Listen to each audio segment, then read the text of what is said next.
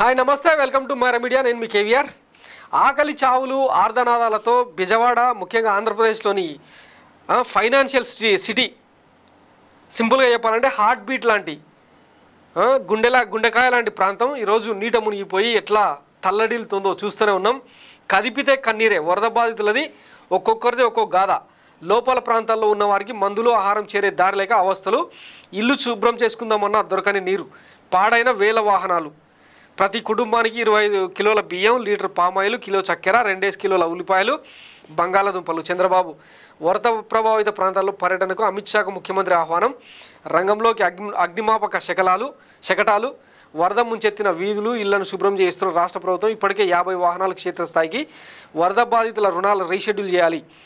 ఈఎంఐల కోసం ఒత్తిడి చేయొద్దు బ్యాంకర్లు, బీమా సంస్థలతో సీఎం.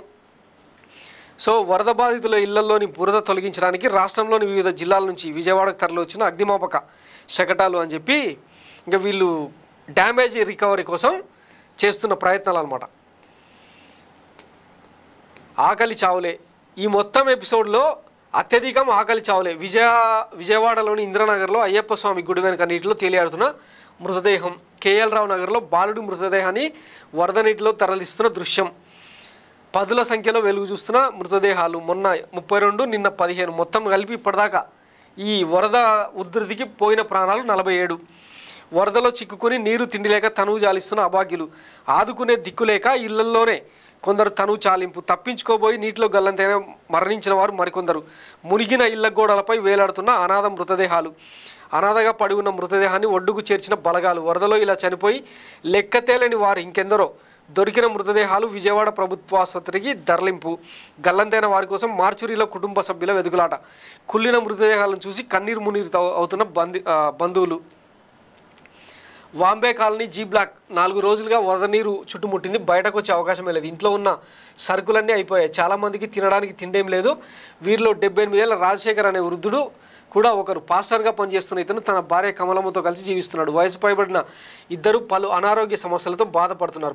పూటకు మందులు వేసుకుంటూ జీవనం సాగిస్తున్నారు. ఒక్క పూట ఆహారం లేకపోతే షుగర్ స్థాయి తగ్గి నీరసించేవారు. వరద కారణంగా 2 రోజుల పాటు ఏమీ తినకుండా ఉండిపోవాల్సి వచ్చింది.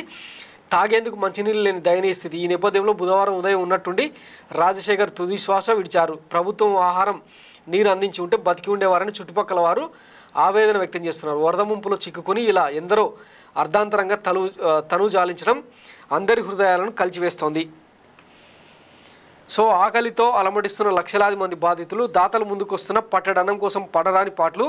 ప్రహసనంలా హెలికాప్టర్లు, డ్రోన్ల ద్వారా ఆహార పంపిణీ. కంట్రోల్ రూమ్కు ఫోన్ చేసినా స్పందించే నాతోడే లేడు. ఇబ్బడి ముబ్బడిగా ఆహారం వస్తున్నా సరైన రీతిలో పంపిణీ కాక రోడ్డు పాలు. గైడ్ చేసేవారు లేక దాతలకు తప్పని తిప్పలు. పాలు ఇవ్వకుండా ఫోటోలు తీసుకుంటున్నారు. 2 రోజులుగా పాలు దొరకలేదు. రోడ్డు మీద వ్యాన్లో పంపిణ చేస్తున్నారని తెలిసి వచ్చా. వీళ్ళేమో ప్యాకెట్లు పంచలేదు, ఫోటోలు తీసుకుంటున్నారు. ప్యాకెట్ ఇవ్వమంటే చీ కొడుతున్నారు. బాయన కుమార్ అని ఒక బాధితురాలు చెప్తున్న మాట. ఇదిగో మొన్న ఈ సీన్ అయితే అత్యంత హృదయ విదారకం. హెలికాప్టర్ నుంచి ఫుడ్ ప్యాకెట్లు పడుతుంటే దొరికినట్టు ఎత్తుకుపోయే ప్రయత్నంలో భాగంగా వాళ్ళు కొట్టుకుంటున్న దీనస్థితి అనమాట. విజయవాడకి ఏం కర్మ పట్టింది అని చెప్పి అందరూ కూడా మాట్లాడుకుంటున్న పరిస్థితి. సో దీని మీద ఇక పేలాలు ఎరుగునే ప్రయత్నంలో భాగంగా కూటమి సర్కారు ఎట్లాంటి స్లోగన్స్ ఇస్తుందో, ఎట్లాంటి మాటలు మాట్లాడుతుందో చూస్తూనే ఉన్నాం కదా. ఇది విజయవాడ పెడుతున్న ఆకలి కేకలు, ఆర్ధనాదాలు. Thanks for watching my media. నేను మీ కేవీఆర్. Thank you.